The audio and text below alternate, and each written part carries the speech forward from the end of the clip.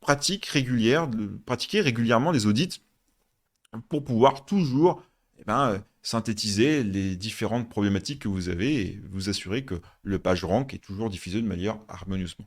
Prendre la mesure de l'efficacité des liens internes requiert une analyse vertigineuse des KPI, tels que le taux de clic interne, le rabaissement du taux de rebond et, j'ai envie de dire, l'élongation du temps de visite. Une étude de Moz indique que 70% des sites peaufinant leurs liens goûtent à une amélioration palpable de leur PageRank.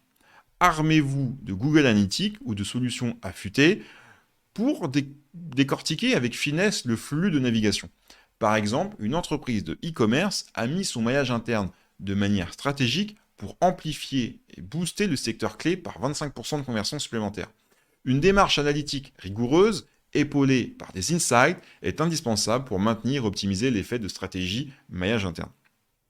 Ajuster fréquemment l'algorithme interne des liens s'avère primordial pour coller au plus près des évolutions effervescentes des moteurs de recherche. Prenez l'exemple des mises à jour comme Google BERT, qui réaffinent la compréhension contextuelle. Les sites qui réévaluent promptèrent leur lien interne, grimpent les échelons des résultats de recherche, comme le constate une étude de Moz, d'ailleurs. Être proactif en modifiant les approches de maillage, par exemple, en sublimant les textes d'ancrage ou en densifiant l'interconnectivité sémantique, augmente le PageRank en moyenne de 10%.